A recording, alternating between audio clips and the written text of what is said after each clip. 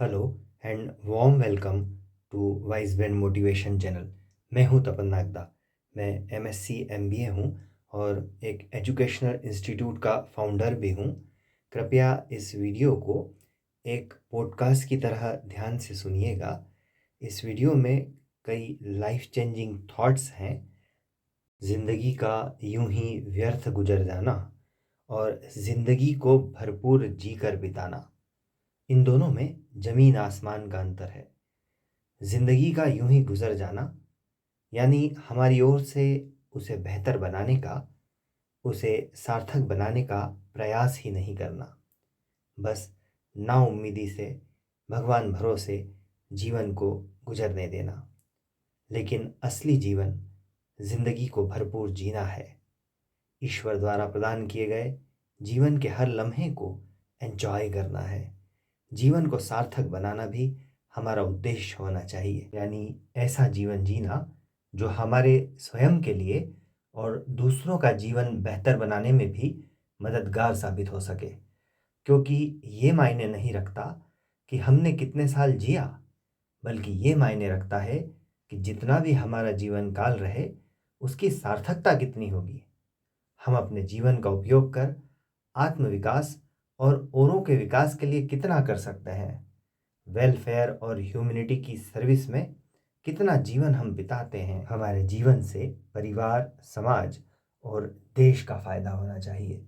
डल, निरुत्साही, ऊर्जाहीन, उमंगहीन, आशाहीन जीवन व्यर्थ है।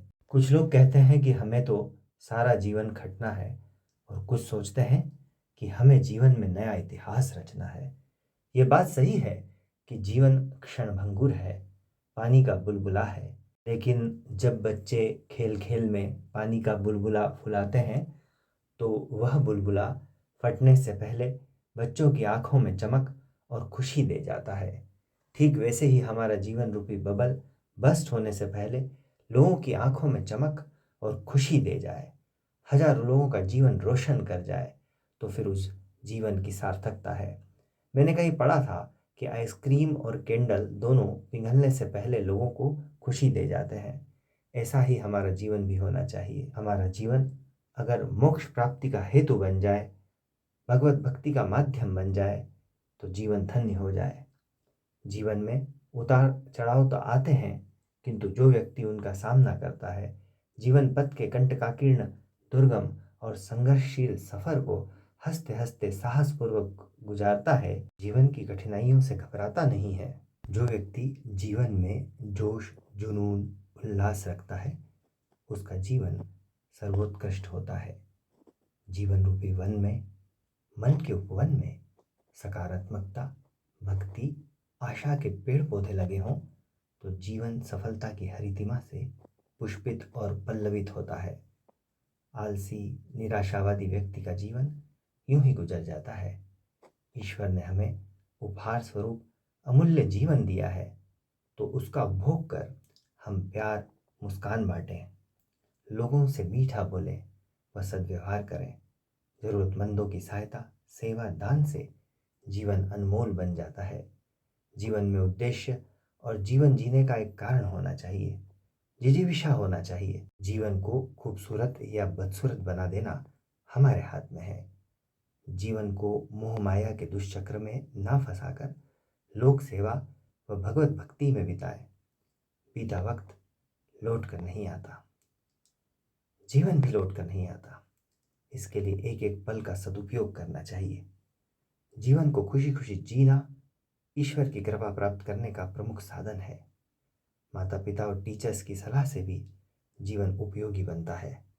हमारी जीवन शैली ऐसी होना चाहिए कि सदियों तक लोग उसका अनुसरण व अनुकरण करें। अगर हम स्वयं ही अपने जीवन से संतुष्ट नहीं होंगे तो फिर वो जीवन नीरस या निरर्थक हो जाएगा। तो हमें हमारे जीने का अंदाज बदलना होगा, और इसके लिए हमारी सोच और नज़रिया बदलना होगा, जिससे हमारी जीवन शैली में और अंततोगत्वा हमारे जीवन में सुखद परिवर्तन आएगा। तो हमें प्रयास करना चाहिए कि हमारा जीवन हम सिर्फ गुजारें ही नहीं, बल्कि उस जीवन को सार्थक बना के हम स्वयं को प्रकाशवान बनाएं और औरों का भी जीवन आलोकित करें।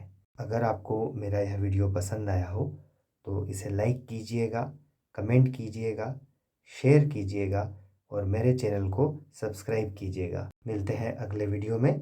Thanks and all the best.